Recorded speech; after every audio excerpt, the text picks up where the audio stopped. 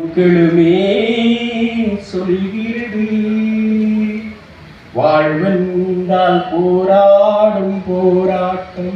எனக்கு பாட தெரியாது, உங்களுக்கு தெரியுமா பாட்டு? இந்த பாட்டு தெரியுமா? ஒவ்வொரு பூக்களுமே சொல்கிறது. அந்த பூக்களுமே ஒருத்தன் பாட்டு தமிழ்ல எழுதி இருக்கிறான்னா அவனை வெளியே விடக்கூடாது, அவனை வெளியே விடக்கூடாது.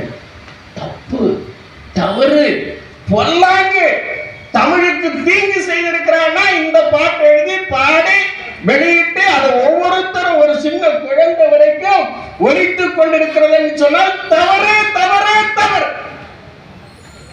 ஒவ்வொரு பூவுமே தான் சொல்லணுமே தவிர, ஏன்னா ஒவ்வொரு வந்தாச்சுன்னு சொன்னா அது எதாகிறது? என்ன ஆகுது? ஒருமையா பன்மையா? தமிழ்ல ஒருமை பன்மை படிச்சிருக்கிறீங்களா? படிச்சிருக்கிறீங்களா? ஒருமை எப்படி வரும், பன்மை எப்படி வரும்? ஒருமைக்கு அடுத்து பன்மை வரணுமா இல்ல ஒருமை வரணுமா, என்ன வரணும்? அப்போ ஒவ்வொருன்னு சொன்னா ஒருமை. அடுத்து எப்படி பூக்களுமே என்று சொல்லலாம், பன்மை வரலாம்? வரக்கூடாதுல்ல. எந்த கவிஞர் எழுதினாரு? எந்த இசை அமைப்பாளர் மட்டும் போட்டாரு? எந்த இது தணிக்கை குழு இதற்கு அனுமதி கொடுத்தது? நீ என்ன வேணும்னாலும் நடிக்கலாம், என்ன வேணும்னாலும் பாடலாம், எப்படி வேண்டும்னாலும் செய்யலாம் என்கிறது தமிழ் மொழியோடு விளையாடக்கூடாது.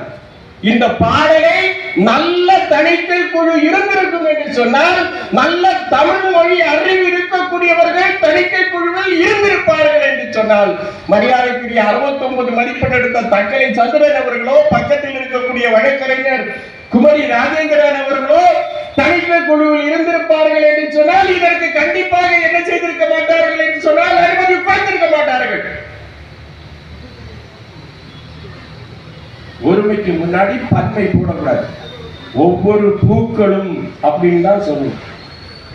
புரியுதா உங்களுக்கு? போவ தமிழுக்கு இப்ப நீங்க நினைச்சு பாருங்க, தமிழ் மொழியில 100க்கு 100 மதிப்பெண் எப்படி எடுக்க முடியும் என்பதை.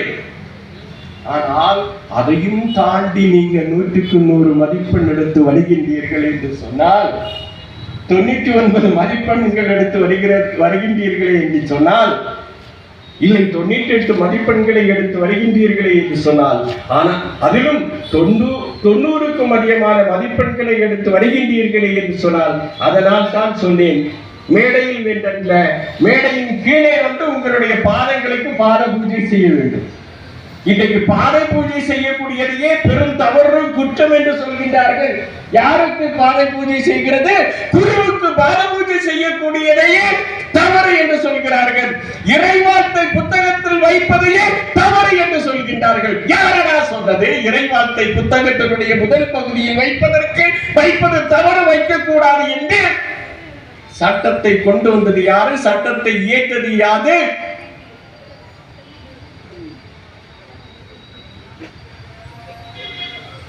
ஆன்மீகம் இல்லை என்று சொன்னால் தமிழ் எங்கே? மொழி எங்கே? எழுத்துக்களுடைய உச்சரிப்பும் எழுத்துக்களுடைய ஒழுங்கும் இல்லை என்று சொன்னால் மொழி எங்கே? இதையெல்லாம் நினைத்து பார்க்க வேண்டாமா?